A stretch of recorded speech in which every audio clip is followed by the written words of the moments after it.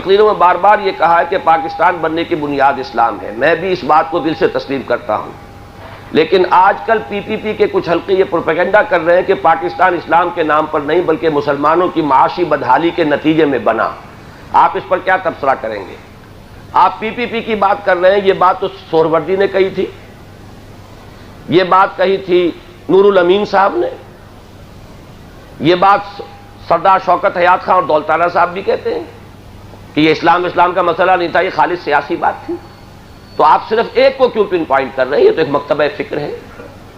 میرا تجزیہ جو ہے میں تفصیل سے لکھ چکا ہوں استحکام پاکستان میں کہ میرے نزدیک پاکستان کی یہ تحریک اصل جذبہ محرکہ کے اعتبار سے یہ مذہبی تحریک نہیں تھی.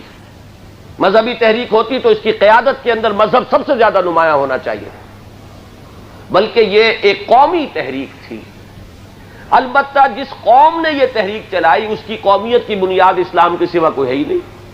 وہ ایک نسل کی بنیاد پر قوم نہیں تھی، ایک زبان کی بنیاد پر قوم نہیں تھی، چاہے وہ کتنا ہی عمل سے دور ہو چکے ہوں لیکن ان کی قومیت کی بنیاد اسلام تھی. بنگالی مسلمان میں اور پنجابی مسلمان میں کیا قدر مشترک ہے؟ ایک دوسرے کا کھانا وہ کھا نہیں سکتے. وہ بھات جو کھاتے ہیں وہ مچھلی کے ساتھ جس انداز میں، پنجابی دیکھ نہیں سکتا اسے کہ وہ کیسے کھائے گا. جو بنگالی عورت کا لباس ہے مسلمان عورت کا، بلوچی سندھی اور کوئی پٹھان عورت تصور نہیں کر سکتی کہ یہ بھی کسی عورت کا لباس ہو سکتا ہے. تو کوئی چیز قدر مشترک نہیں تھی سوائے مذہب کے اور دین کے. یہ ہے میرا تجزیہ.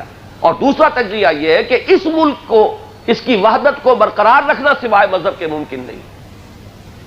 یہ ہے حقائق، ان کے اوپر ہمیں بات کرنی چاہیے. اس پر کوئی مجھ سے بات کر لے، لیکن یہ ہے کہ اس تحریک کا جذبہ محرکہ کیا تھا. یہ بات صحیح ہے، وہ ایک فیئر کمپلیکس تھا. ہمیں خوف تھا ایک بڑی قومیت کا کہ وہ قوم ہمیں ہڑپ کر جائے گی، ہمیں کھا جائے گی، ہمیں ایکسپلائٹ کرے گی، ہمارا تشخص ختم کر دے گی، ہماری تہذیب کو غرق کر دے گی. یہ خوف تھا. اس خوف کے تحت ہم نے اپنے قومی تشخص کو برقرار رکھنے کے لیے، اپنے قومی مفادات کی حفاظت کے لیے ایک علیحدہ ملک لیا. لیکن قوم بہرحال مذہب کی بنیاد پر تھی اور کوئی اس کی بنیاد ہے نہیں. اس لیے فائنل انالیسس میں اسلام کی جڑ اور بنیاد سوائے مذہب کے اور کوئی نہیں بنتی. اور نمبر دو یہ کہ اسلام کے سوائے اس کی یکجہتی اور استحکام کی کوئی بنیاد نہیں. تو حقائق کو سامنے رکھیے، وہ بھی حقیقت ہے، یہ بھی حقیقت ہے.